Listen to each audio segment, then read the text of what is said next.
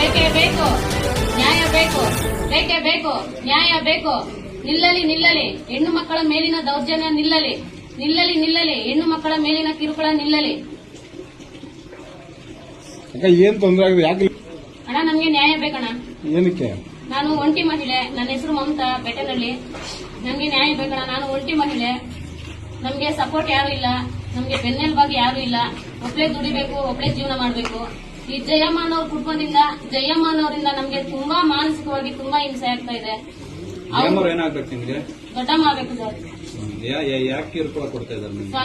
ಸ್ವಂತ ದೊಡ್ಡಮ್ಮ ಆದವಳು ನನ್ನನ್ನ ಆ ಊರಲ್ಲೇ ಇರಿಸಬಾರ್ದು, ನನ್ನನ್ನ ಪ್ರಾಣದಲ್ಲೇ ಇರಿಸಬಾರ್ದು ಅಂತ ಹೇಳಿ ಅವ್ರ ಫ್ಯಾಮಿಲಿ, ಅವ್ರ ಕುಟುಂಬದವರು, ಅವ್ರ ತಮ್ಮ ಆಗಿರ್ಬೋದು, ಅಳಿ ಆಗಿರ್ಬೋದು, ಎಲ್ಲರೂ ಅಷ್ಟೇ ಮೊಚ್ಚುಗಳು ಇಟ್ಕೊಂಡು, ದೊಣ್ಣೆಗಳು ಇಟ್ಕೊಂಡು ನನ್ನನ್ನು ಹುಡುಕ್ಲಾಡೋದು, ಕೊಲೆ ಬೆದರಿಕೆ ಹಾಕೋದು, ಈ ತರ ಎಲ್ಲ ಚಿತ್ರಹಿಂಸೆ ಮಾಡ್ತಿದ್ದಾರೆ. ಅವ್ರ ಕಡೆಯಿಂದ ನಮ್ಗೆ ರಕ್ಷಣೆ ಬೇಕು ಸರ್.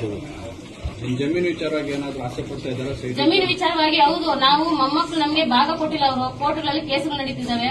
ನಾವು ಮೊಮ್ಮಕ್ಕಳಾದವರು ಆ ಜಮೀನ್ ಬಗ್ಗೆ ನಾವು ಕೇಸುಗಳು ಹಾಕಿರೋದಕ್ಕೆ ಇವಾಗ ನನ್ನನ್ನ ಸಾಯಿಸಬೇಕು ಅಂತ ಅವರು ಇದ್ ಮಾಡ್ತಿದ್ದಾರೆ. ಅದಕ್ಕೆ ಬಂದು ನೀವು ಪಂಚಾಯತಿ ಮುಂದೆ ಕೂತಿದ್ದೀರಾ? ಹೌದು, ನ್ಯಾಯ ಬೇಕು.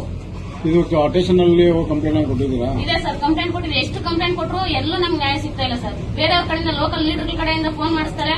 ಸುಮ್ನೆ ಆ ಬಾಬಾ ಸಾಹೇಬ್ರ ಅಂಬೇಡ್ಕರ್ ಫೋಟೋ ಇಟ್ಕೊಂಡು ಆ ಪುಣ್ಯಾತ್ಮನಿಗೆ ಅವಮಾನ ಮಾಡ್ತಿದ್ದಾಳೆ. ಬೇರೆ ತುಂಬಾ ಅವಮಾನ ಮಾಡ್ತಿದ್ದಾಳೆ ಅವ್ರಿಗೆ. ಅಲ್ಲೇ ಕೂತ್ಕೊ ಅಣ್ಣ, ಒಂದು ನಿಮಿಷ ಇಲ್ಲ, ಒಳ್ಕೊಬಿಡ್ತೀವಿ.